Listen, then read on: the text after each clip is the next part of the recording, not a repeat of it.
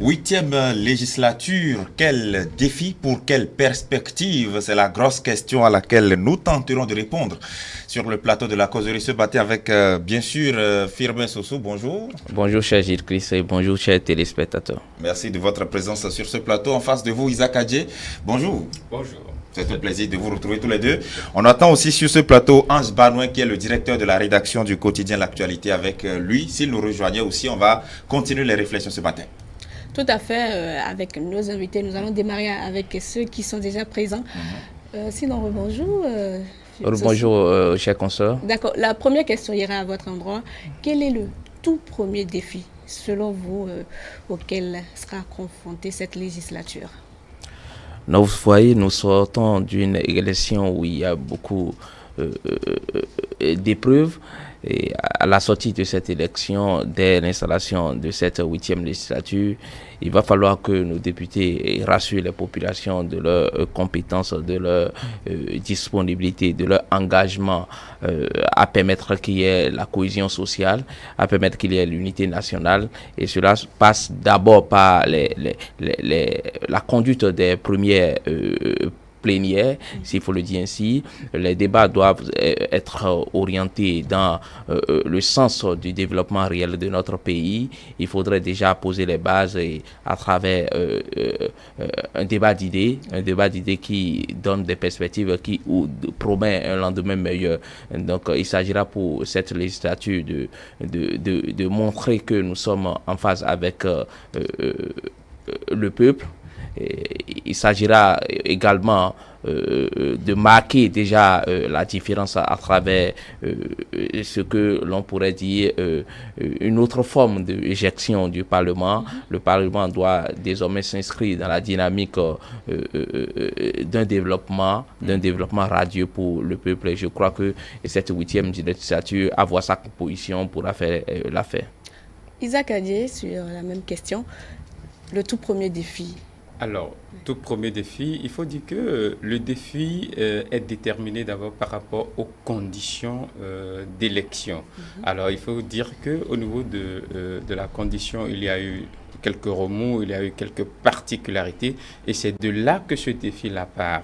Sinon, s'il n'y avait pas ces conditions-là, les défis seraient tout autres. Tout autre, oui. Alors, vu qu'il y a eu beaucoup d'abstention, beaucoup de réticences et de critiques, alors ça veut dire quoi?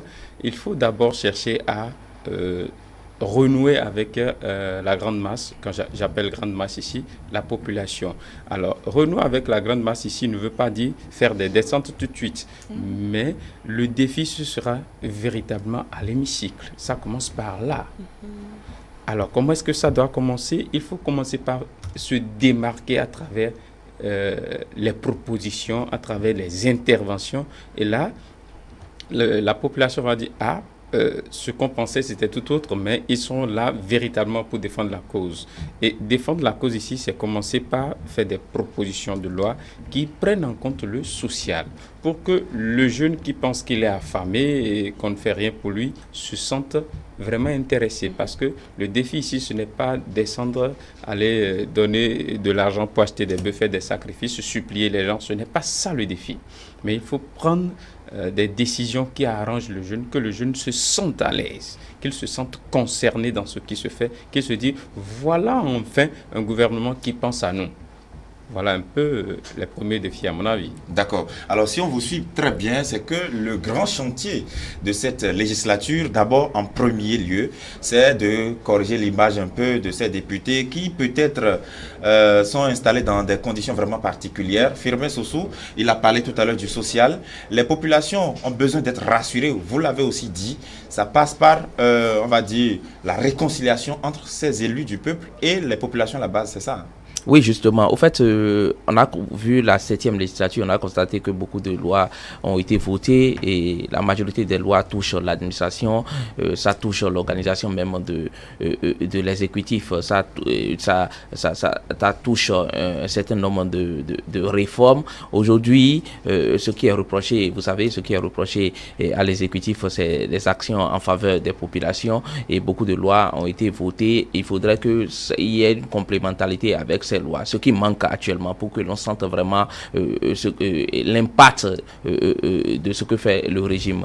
Donc, cette législature devra se concentrer plus sur les lois qui pourraient renforcer davantage la cohésion sociale et puis le développement du pays. Donc, ce ne serait plus des lois à voter pour aujourd'hui remettre en cause. Mais comment taire les suspicions, puisque il y a beaucoup de supputations, que ce soit sur les réseaux sociaux ou ailleurs, beaucoup de gens qui jettent du discrédit sur ces députés-là. Comment justement redorer l'image de cette législature? Vous savez, pour répondre à cette question, nous sommes obligés de revenir sur des choses que nous avons déjà dit sur ce plateau. Le député a 2 missions principales. Il s'agit de voter des lois et il s'agit de contrôler l'action gouvernementale. Et contrôler l'action gouvernementale passe aussi par le consentement de la taxation et des impôts.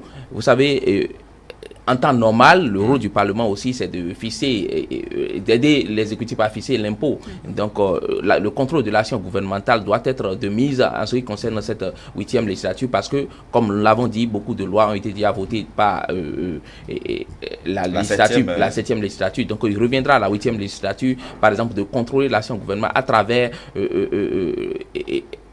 un regard à porter sur ce qui a été mis en œuvre comme conformément aussi au système qui est en place. Conformément au système qui est en place. Vous savez, beaucoup de réformes ont été engagées. Quel est le résultat à mi-parcours? Parce que on est à quelques années de 2021. Quels sont déjà les résultats tangibles qu'on pourrait voir? Est-ce qu'il n'y a pas eu des ratés conformément aux lois qui ont été votées? Donc, il s'agira pour cette législature de véritablement œuvrer pour que les réformes, sinon pour que les projets initiés soient conduits avec dextérité. Et le fait, ce n'est pas aller contre le gouvernement. Vous savez, le rôle du parlementaire, c'est d'accompagner le gouvernement si on devrait s'en tenir réellement à cette mission de contrôle de l'action gouvernementale. Est-ce que tel ministre a pu bien conduire tel projet? Est-ce que ce qui a été demandé par la loi a été suivi rigoureusement comme cela se doit? Rappeler l'exécutif à cette mission, ce n'est pas être contre le gouvernement. Je pense que cette 8e législature doit davantage jouer ce rôle pour montrer réellement qu'ils sont soucieux de bien-être des populations. Le social qui devrait être au cœur de cette législature pour permettre à la population de peut-être se dire oui, on avait parlé d'un parlement peut-être monocolore de griffes, mais aujourd'hui, ces députés-là comblent les attentes. Vous partagez ce point de vue-là? Avant d'aller à ce niveau-là, vous me permettrez un peu de revenir en arrière. Ouais. Quand on parle des défis des députés de la 8e législature, il faut d'abord aussi voir, il ne faut pas déjà voir tout de suite ce que le député doit faire, mais la population aussi, parce que le député vient du peuple, il est mandaté, d'accord? Alors, il faut savoir, on fait de quelqu'un chef. Mais une fois la personne chef, il faut la respecter. Très bien. On reviendra vers la fin de cette causerie. On a suffisamment de temps pour pouvoir aborder étape par étape. On reviendra sur le rôle des populations. D'accord. Oui. Alors, il faut dire, pour que la population se sente véritablement, pour dire que ces députés-là me représentent valablement, c'est pourquoi il faut déjà ne pas faire le contrôle de l'action gouvernementale. Ça, pour être sincère, il y a que la 7e législature a un peu failli sur ce volet-là. Il y a le contrôle. Est-ce que ce n'est pas le système tel qu'il est? Le système partiel, la séparation des pouvoirs et chaque machine tourne normalement à sa place. Est-ce que ce n'est pas conformément au système? Pas conformément au système.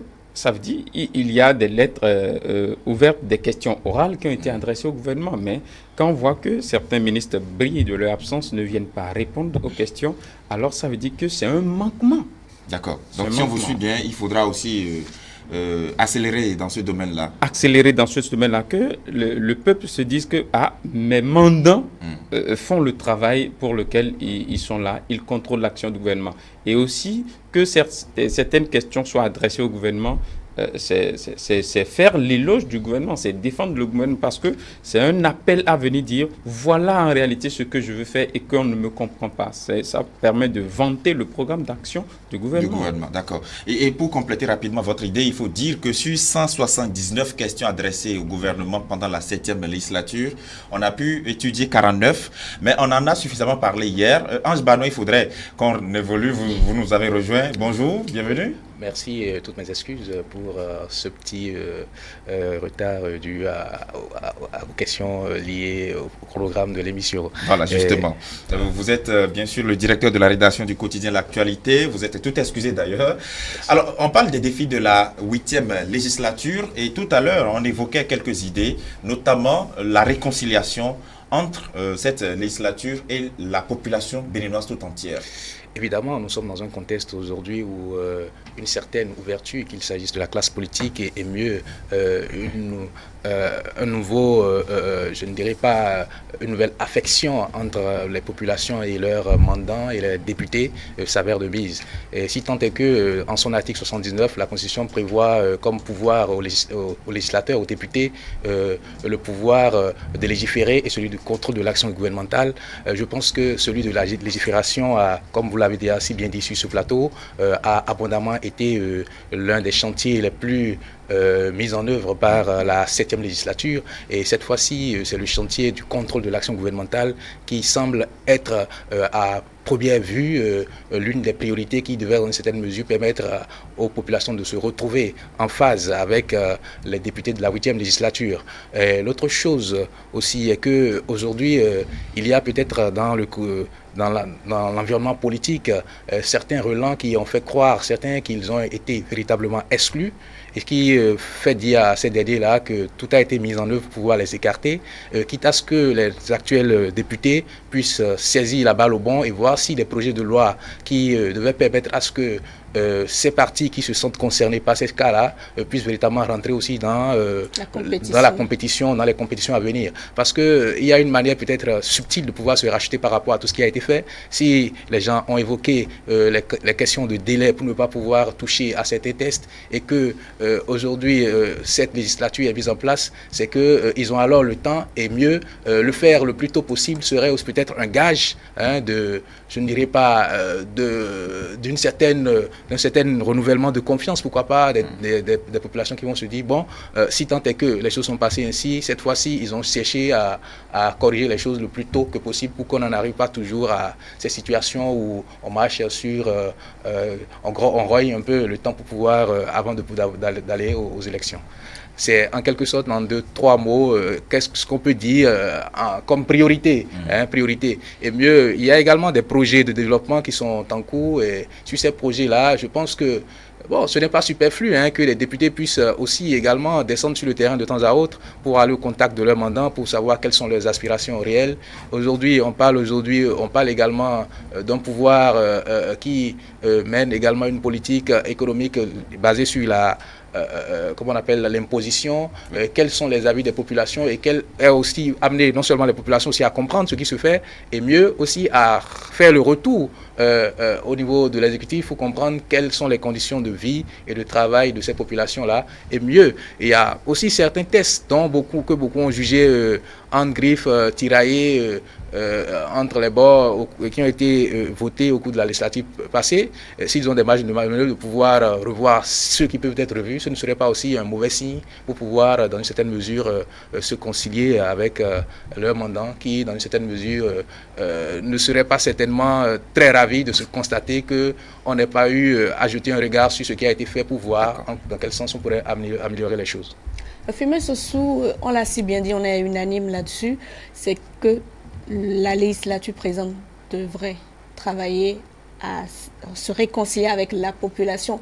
Est-ce que, en faisant cela, il n'est pas à craindre que certains députés deviennent une épine dans le soulier du gouvernement?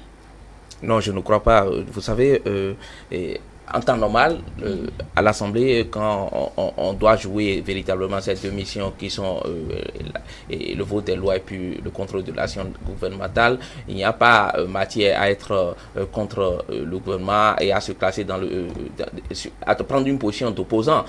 On n'a pas besoin de prendre une position d'opposant. C'est au fait la composition de l'Assemblée qui donnait l'impression que les députés, une partie des députés sont contre le gouvernement. Voyez-vous, avec la 7e législature, on avait au moins 11, on avait justement 11 regroupements de partis politiques. Aujourd'hui, nous sommes avec 2 regroupements de partis politiques et c'est la mise en œuvre, c'est le fruit de la mise en œuvre du système partisan qui nous amène à cela. Et je crois déjà, il ne s'agira plus de la politique politicienne où dans un même groupe parlementaire, par exemple, on n'a pas le même point de vue, il y a des divergences et lors des débats, on tire un peu partout. Non. Déjà, le travail se fera à travers les 2 formations, les 2 grandes formations politiques qui représentent aujourd'hui l'environnement politique au niveau de l'Assemblée nationale. Donc, on aura plus de facilité parce qu'ils ont déjà une vision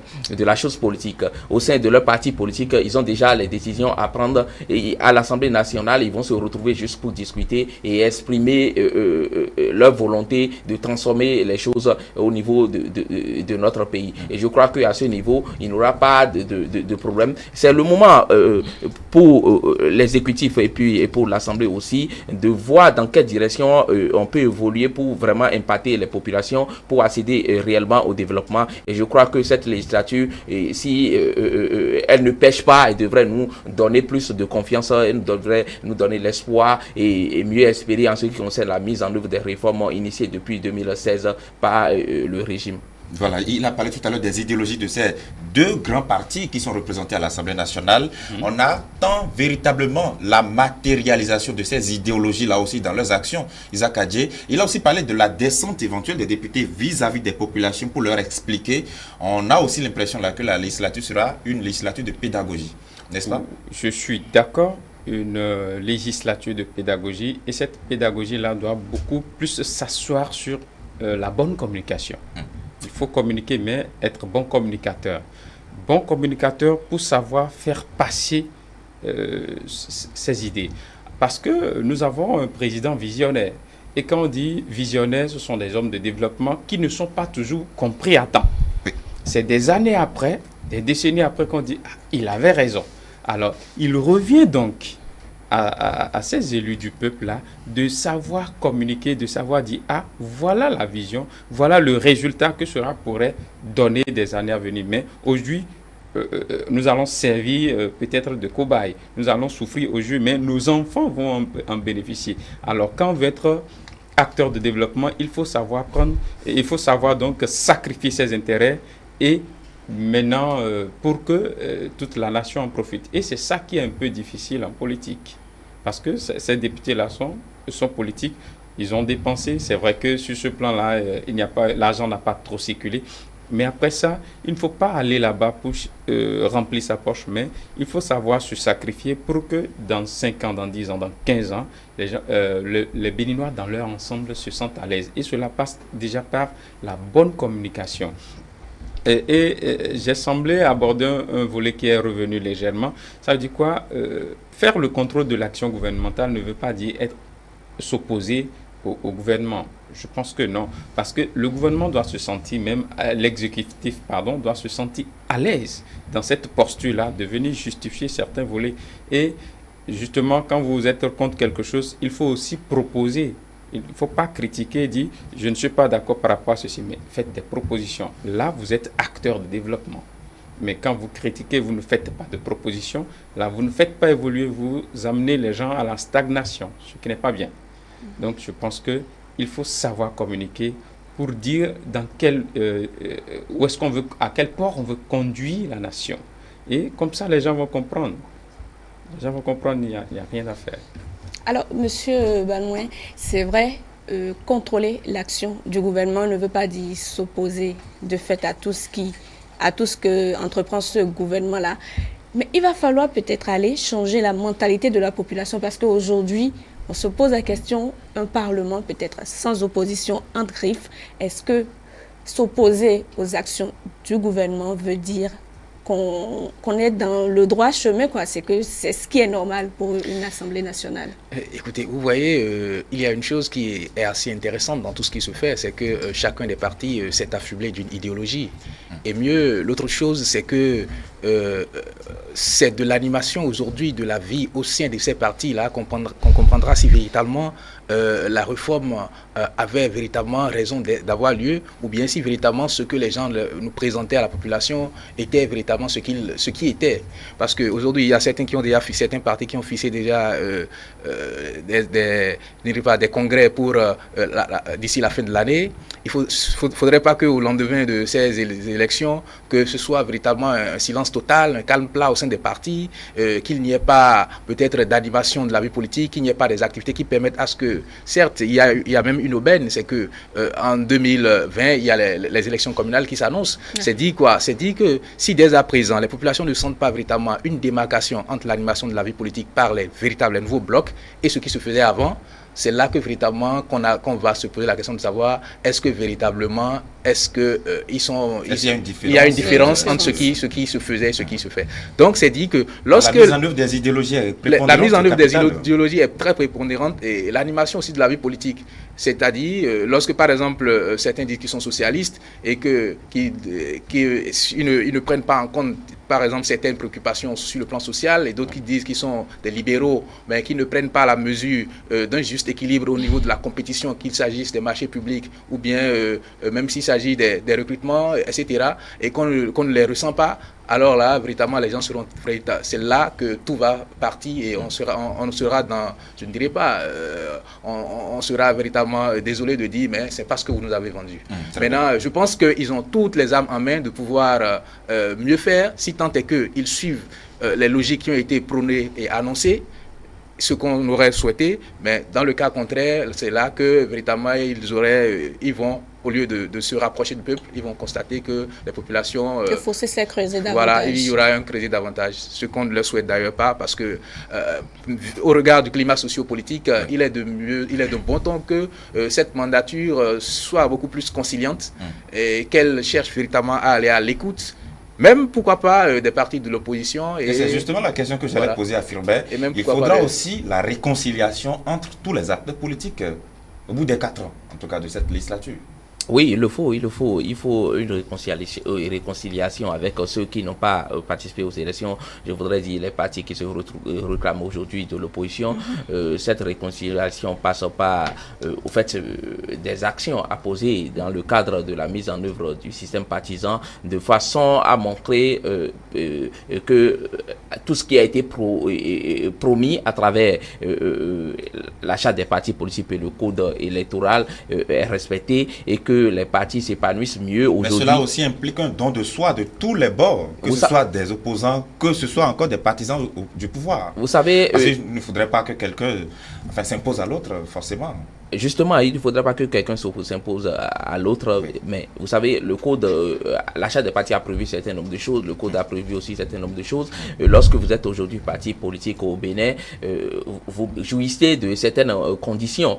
Déjà, si avec le régime, avec l'exécutif, ceux qui se réclament aujourd'hui de la majorité parlementaire et qui sont les deux blocs qui soutiennent les actions du gouvernement, jouissent des droits qui leur sont conférés, et ceux qui de l'opposition sans être à l'Assemblée, sans être représentatifs, sauront quand même que s'ils participent prochainement aux élections, qui seront dans la posture de l'opposition et qui vont jouir de ce qui est prévu pour l'opposition. Oui. Donc je crois que déjà cette 8e législature devrait donner le top d'une bonne collaboration en ce qui concerne l'exécutif et le Parlement, et ceux qui feront l'opposition quand ils vont rentrer dans le jeu à travers peut-être la 9e législature, on pourra sentir réellement ce qu'on devrait attendre de l'animation de la vie politique. Parce que vous savez, le Parlement, c'est le haut lieu de la politique. Il faudrait que désormais, l'on sente vraiment que ce que font nos parlementaires,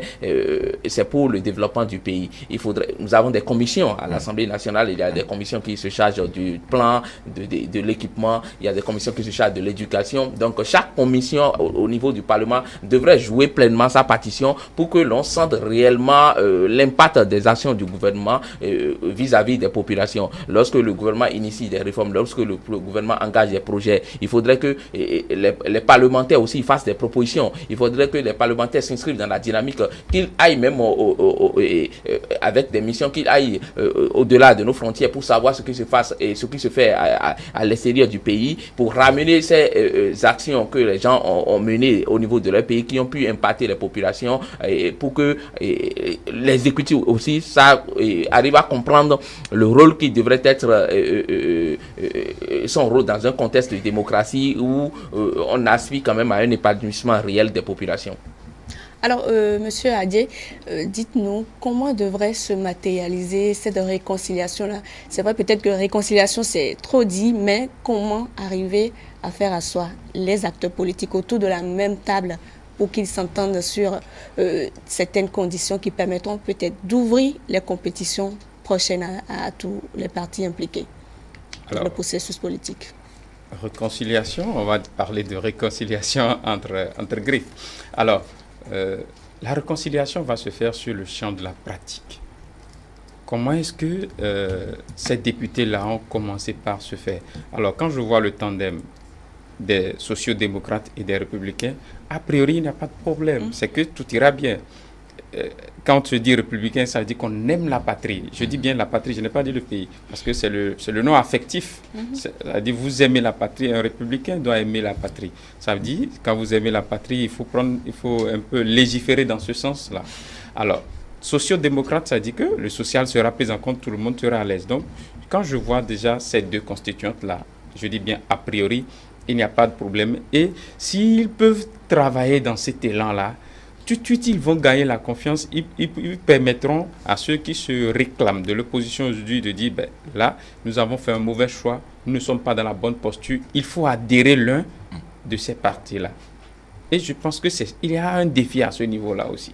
Maintenant, pour pouvoir réussir ce pari, il faut que chaque député ait un cabinet fonctionnel. Justement, il y a des attributs pour ça, il y a quelque chose qu'ils prennent pour pouvoir avoir un cabinet qui fonctionne. Mais très peu le font. Très peu le font et beaucoup vont s'asseoir sans même maîtriser le règlement intérieur, sans connaître la constitution béninoise. C'est dangereux. Et c'est même ça l'objectif de l'accueil de ces députés-là. Parce que dans le paquetage qu'on leur donne, il y a le règlement intérieur, la constitution, voilà le kit du député. Et ce kit-là, c'est beaucoup plus les lois. Il faut prendre connaissance du règlement intérieur, ce qui régit le fonctionnement au sein de l'Assemblée, et maintenant, comment fonctionner. Il faut pouvoir respecter la loi et surtout un cabinet. Parce que ce cabinet-là vous prépare vos communications. Il faut avoir des juristes là-dedans, pourquoi pas des journalistes, des socio-anthropologues. Et comme ça, quand vous donnez votre communication, c'est que véritablement c'est un élu qui parle et ce que vous dites reçoit l'assentiment du grand nombre. Et c'est dans cet élan-là qu'il faut aller avoir un cabinet véritablement opérationnel pour que les gens se disent, ah, voilà, on les attendait sur ce plan-là, on a pensé qu'ils vont faillir, mais ils n'ont pas failli. Alors, vous verrez que ils ne feront pas 6 mois, les gens vont commencer, les gens de l'opposition, de renom bien sûr, vont commencer par adhérer l'un de ces... Il faudra de la flexibilité de leur part. Voilà. Justement. Alors, Ange Banouin, sur un autre chantier maintenant, on sait que le gouvernement a certaines priorités, certaines réformes, la moralisation de la vie publique par exemple, et pour pouvoir atteindre les résultats, il faudra un Parlement disponible pour accompagner les réformes. On sait que c'est une grande responsabilité que le gouvernement s'est endossé, mais le Parlement aussi est attendu sur ce chantier, non?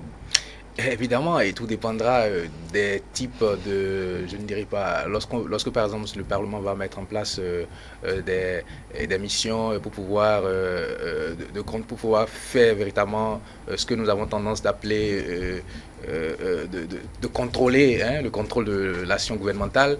Et parce que on a beau dire qu'il y a une ère de moralisation de la vie politique, de la vie publique, mais lorsque les gens constatent que peut-être que la chose ne se mène que dans un camp, on commence par se poser des questions. Maintenant, si les parlementaires descendaient également pour pouvoir voir ce qui se fait depuis jusque-là, sous le régime, ce ne serait pas aussi un mauvais signe pour pouvoir, dans une certaine mesure, parce que c'est sur certains de ces points-là que les populations également attendent.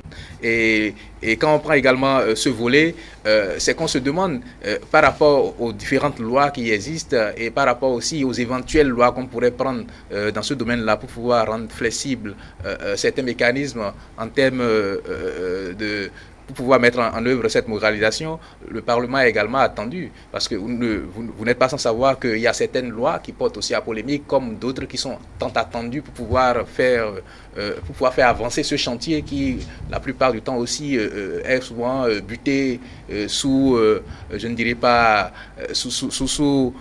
qui bute souvent sous plusieurs considérations. Et on se dit souvent que quand quelqu'un est aux affaires, c'est souvent difficile de pouvoir contrôler sa gestion. Et mieux, quand quelqu'un quitte les affaires, c'est encore une autre grande inconnue, parce que là encore, il faudrait passer par des tas de mécanismes.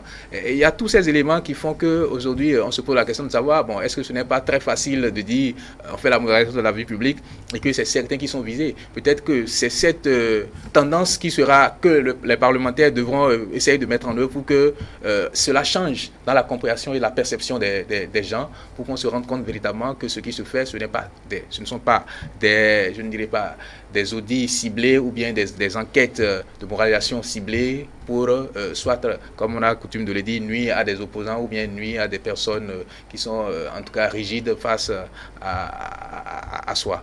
L'essentiel, c'est que toute personne reconnue coupable ou non, mais qui devrait répondre de ses actes, le fasse. Le fasse. Et mieux, le véritable volet, c'est quoi? C'est surtout au niveau de la justice. C'est un peu ce qui fait que les gens se posent la question de savoir, lorsqu'ils sont interpellés en même temps, ils se posent des questions. Alors, en France, lorsqu'on interpelle quelqu'un, la personne sait que s'il ne se reproche rien, la justice va facilement trancher. Mais c'est que d'office, lorsqu'on interpelle quelqu'un ici, on se dit c'est politique, c'est ceci, si bien que les gens également se posent des questions sur les tests de loi. Est-ce que ça... c'est des procès à tort, non? Voilà. Dans une certaine mesure, il y a, comme on dit, les gens ont une certaine appréhension. Les gens ont une appréhension. Un environnement trop suspicieux. Trop suspicieux par rapport à tout un contexte, et que peut-être cette législature pourra permettre de décrisper en fonction des dossiers ou bien des projets de loi qui seront mis en œuvre.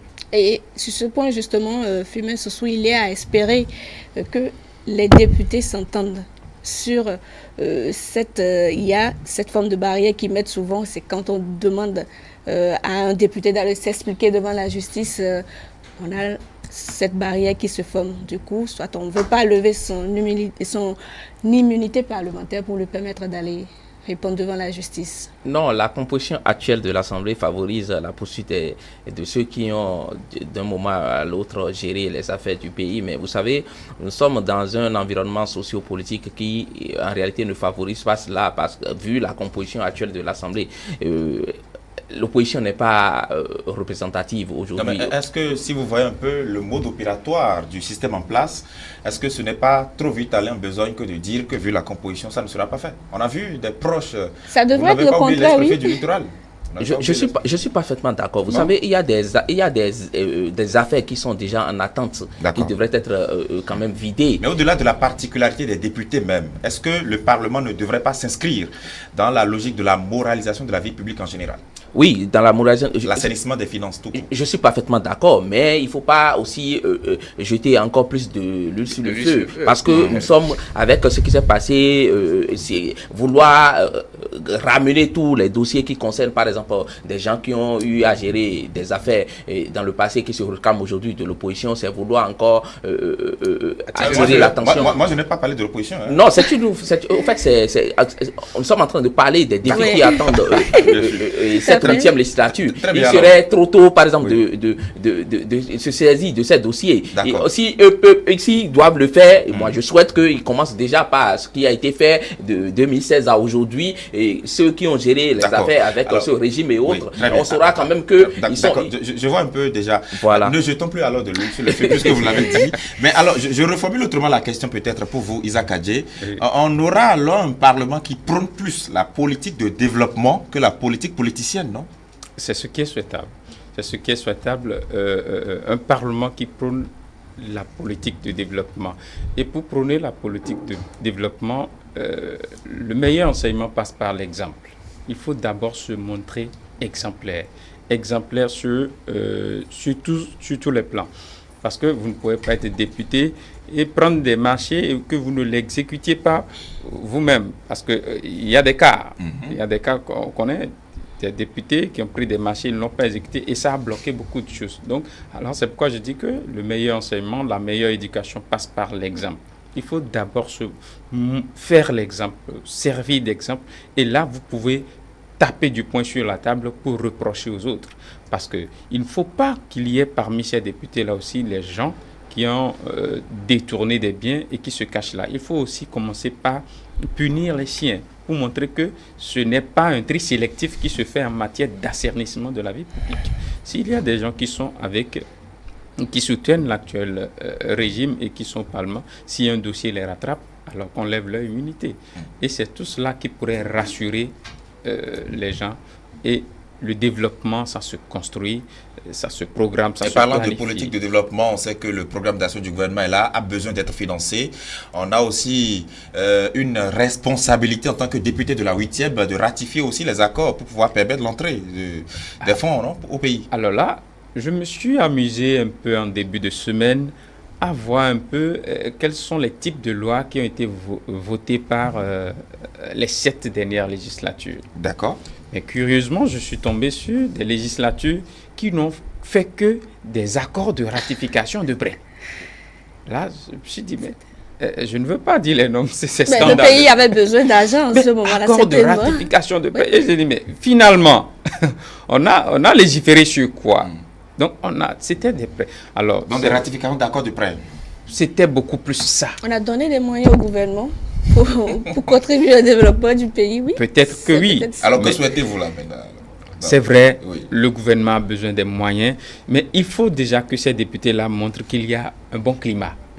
Qu'il y a un bon climat et que voter des lois qui garantissent un bon climat d'affaires.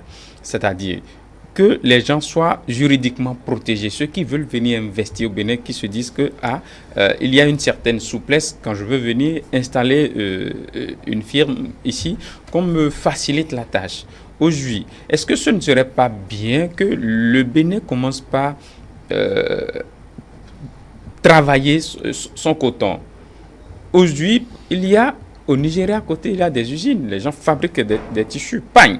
Alors, le Bénin, nous sommes au sommet en matière de production de coton, mais ça nous apporte quoi en matière de devises? Alors, je pense qu'il faut assainir le climat et créer l'environnement juridique favorable à l'installation des usines pouvant transformer les produits locaux. Et c'est ça aussi, parce qu'un Chinois, un Français qui voit que l'environnement est propice, il viendra, si les conditions ne l'étouffent pas financièrement, il viendra s'installer et va nous aider à produire ce que nous faisons. Si on va arrêter d'acheter, excusez-moi, oui. Quand vous voulez acheter du pain, je dis, les femmes, elles peuvent témoigner, on préfère Hollandais, Côte d'Ivoire, Ghana.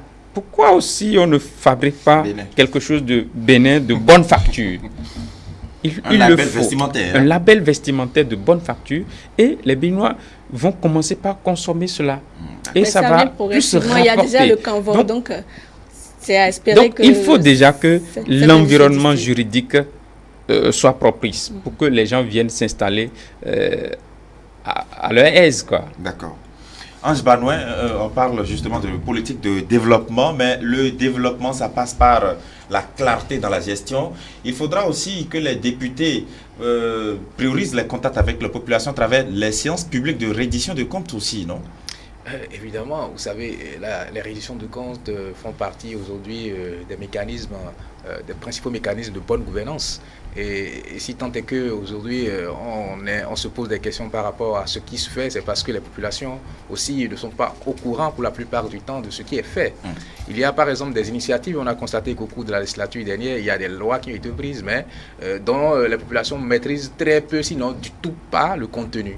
Et je pense que mettre en œuvre des séances de reddition ou bien même de vulgarisation de certains textes de loi ne serait pas mauvais pour pouvoir permettre aux populations de mieux s'appréhender de ce qui se fait en tant que travail législatif. Parce qu'on se pose la question, on dit, mais les gens s'enferment jusqu'à une certaine heure, ils font sortir des lois et après, vous savez, ce sont les lois politiques qui sont souvent les plus polémiquées, mais les lois qui touchent véritablement les populations dans leur vivre ensemble, dans l'exercice de leurs fonctions, on en parle très peu, non pas parce que cela n'a pas des impacts, mais parce que les gens ne maîtrisent non seulement ce qu'il y a à l'intérieur et que comme les gens ne sont pas touchés directement, c'est lorsque il y a une situation qu'on les sort et que les gens se constatent que véritablement il y avait telle chose qui existait dans tel texte de loi, etc. Donc il faudrait aussi que les députés puissent aller au-delà de ce qui se fait de façon classique, de légiférer, mais cette fois-ci de véritablement vulgariser les textes de loi qui seront pris pour permettre à la population, et mieux des textes de loi qui existaient et dont ils sentent que, parce qu'il y a même beaucoup d'opérateurs économiques qui ne savent pas peut-être qu'ils ont des facilités par rapport à des textes de loi qui sont pris. Et on se pose la question, mais ils légifèrent. Mais à quoi? Ils légifèrent simplement, mais sans se rendre compte qu'il y a des dispositions qui sont prises pour pouvoir leur permettre, leur faciliter certaines choses, ou bien des dispositions qui sont prises pour pouvoir régulariser ou bien réglementer certaines activités, ou bien ce qu'ils avaient l'habitude de faire. Alors, c'est le lieu pour eux de pouvoir mieux connaître on dit que nul n'est censé ignorer la loi, mais il faudrait aussi que des mécanismes soient mis en place pour pouvoir permettre aux populations de mieux comprendre et mieux suivre alors ce que les députés font. Et quand on parle de développement, on se pose la question de savoir mais quel est le rôle du député en termes de développement si le député n'est pas membre de l'exécutif. Mais le développement commence du moment où on suit bien ce qui se fait en tant que programme mis en place par l'exécutif. Le développement commence aussi du moment où on essaie de contrôler ce qui se fait par l'exécutif. Le développement commence aussi du moment où on essaie d'écouter ce que ressentent des populations et leurs aspirations profondes. Et lorsque je pense que ces éléments-là sont mis l'un dans l'autre, on se rend compte que le développement vient de lui-même. Et c'est pas pour rien qu'on parle de reddition de comptes. Parce que lorsque vous allez rendre compte aux gens de ce qui se fait et de ce que vous faites, quand les gens comprennent mieux, peut-être si ils avaient de la peine à attendre par rapport aux retombées de tout ce qui se met en œuvre, c'est que soit s'ils ne sont pas totalement satisfaits, c'est qu'ils se disent que bon, voilà l'étape où on est. Si on doit quitter un point A pour un point B, on est peut-être à A+1 ou bien A+2, etc.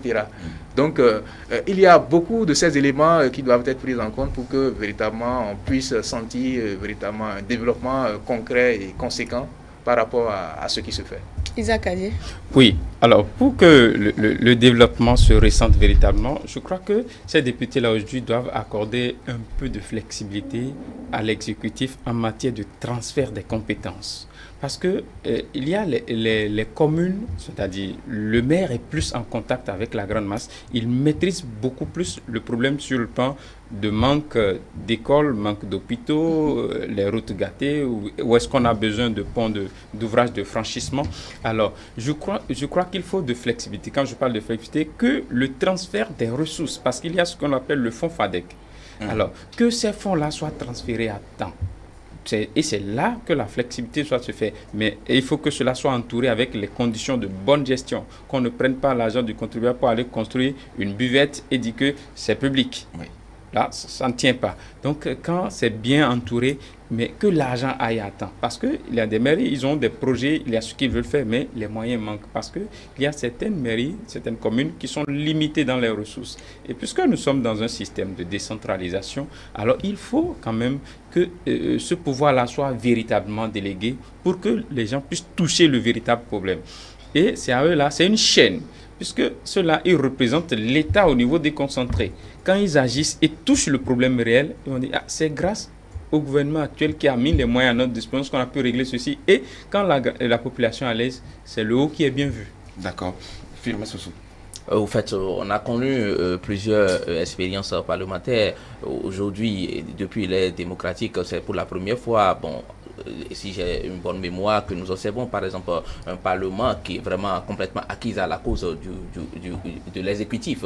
Donc ce que je voudrais dire, c'est que le président a on n'en sait encore rien, hein. Ils n'ont pas encore commencé vraiment à titiller l'exécutif, on n'en sait encore rien. Quelle que soit leur composition originelle, montre vraiment qu'ils sont là pour quand même accompagner le régime.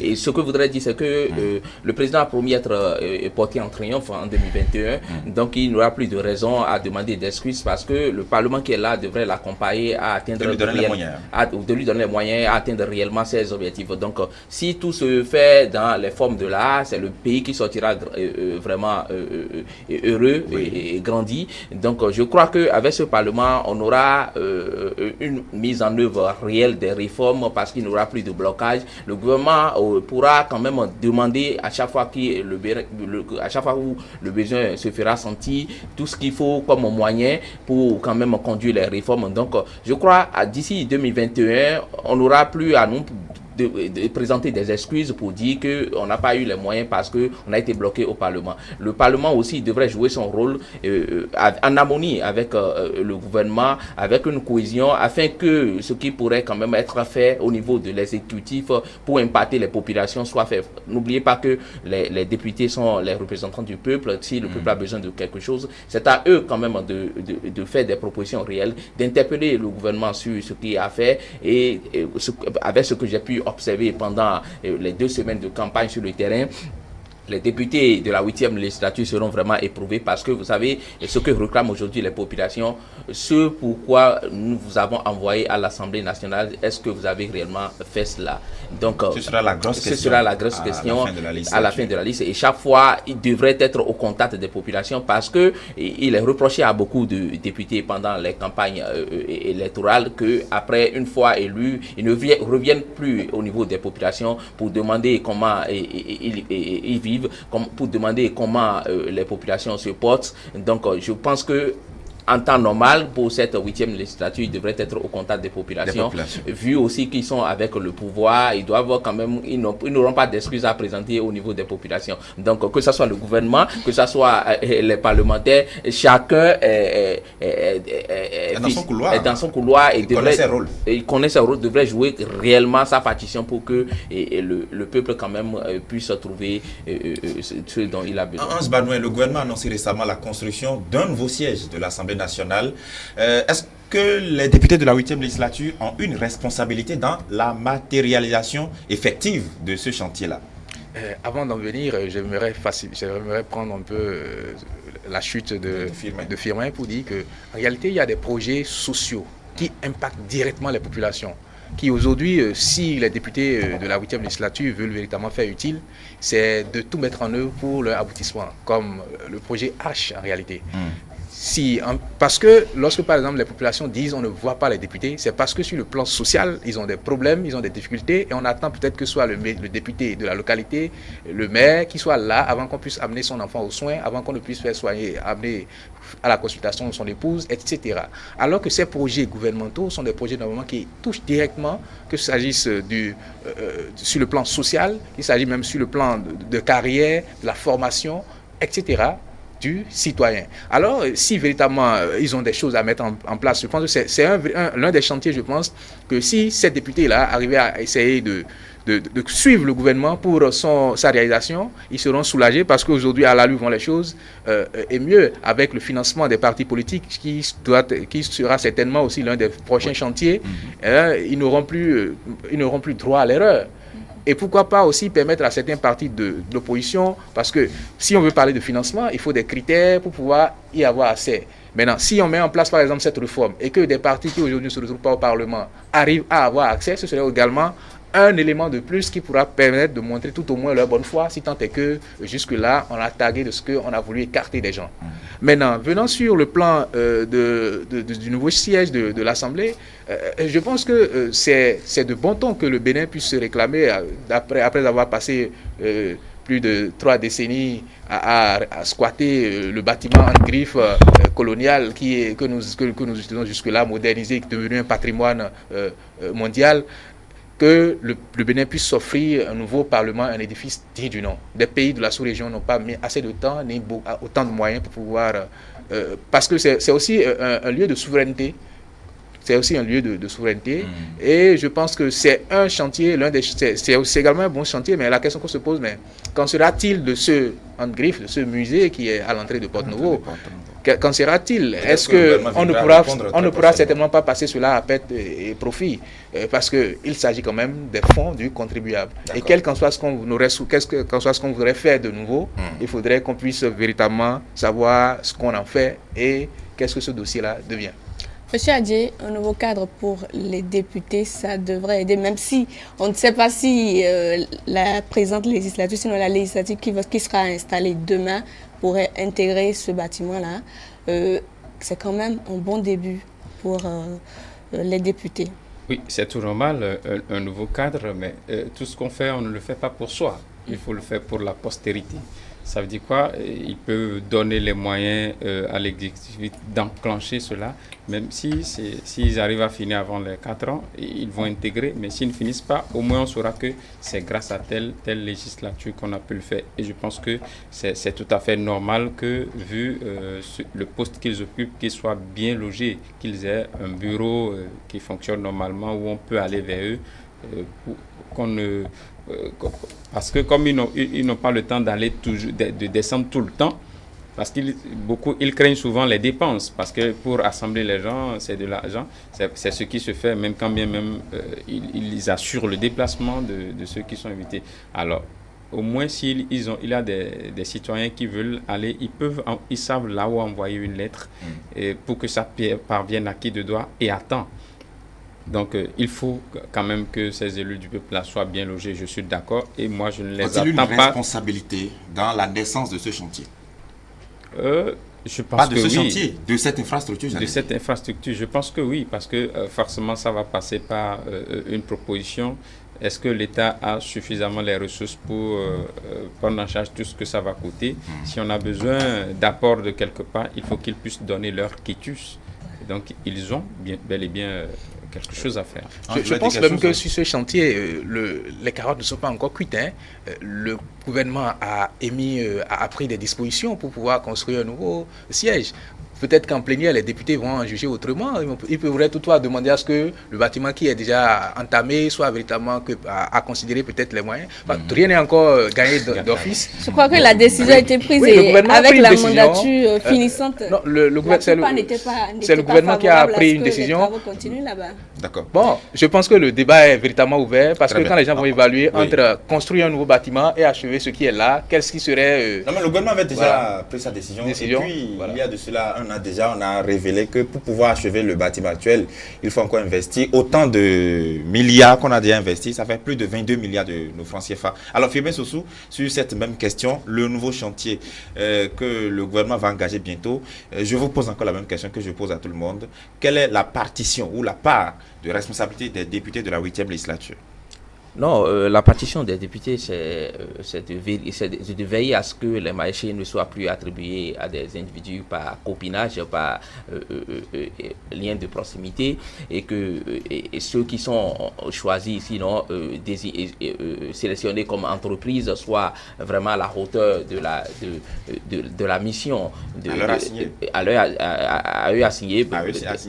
Oui, la tâche qu'ils devraient accomplir. Il ne faudrait pas que les entreprises soient sélectionnées de façon fantaisiste. Il faudrait que ces députés veillent à ce que, lorsque le chantier sera lancé, qu'il soit conduit avec dextérité, avec les formes requises en la matière. Donc je crois que, tirant leçon déjà de ce qui s'est passé avec le siège que nous appelons désormais ancien siège, sinon ancien chantier de construction, éléphant blanc du siège de l'Assemblée nationale, ils sauront quand même ce qu'il faut faire pour que on n'assiste plus à ces genres de détournement, parce que, avouons-le, il y a eu des cas de détournement. L'argent qui est destiné à acheter des matériels pour l'Assemblée, on a détourné à d'autres fins. il y a des marchés qui ont été attribués attribués à des députés qui n'ont pas pu exécuter cela. Je crois qu'ils auront beaucoup de leçons à tirer du passé pour quand même savoir quel comportement avoir vis-à-vis de l'exécutif et vis-à-vis de ceux-là qui auront à gagner des marchés pour qu'on n'assiste plus à des polémiques autour de la construction du siège du Parlement. Vous savez, notre Parlement, on a quand même d'autres images dans les pays voisins où le Parlement, les parlements ont été construits avec peu de sous, mais quand même, nous sommes au Bénin. En temps normal, nous n'avons pas beaucoup de ressources minières, nous n'avons pas de pétrole. Donc on devrait quand même avoir une traçabilité dans la gestion des maigres moyens que nous avons. Donc je crois que, mais avec ce régime, il y a espoir parce que rien ne serait fait avec du copinage. On a espoir quand même et les députés doivent aussi jouer leur partition de façon à attirer l'attention de l'exécutif sur certains nombres de points concernant les projets à exécuter. On va rester, sinon on va interroger Isaac Adjei sur ce point précis. Il y a un défi sur lequel les députés, sinon la mandature finissante n'a pas pu vraiment se montrer imposante.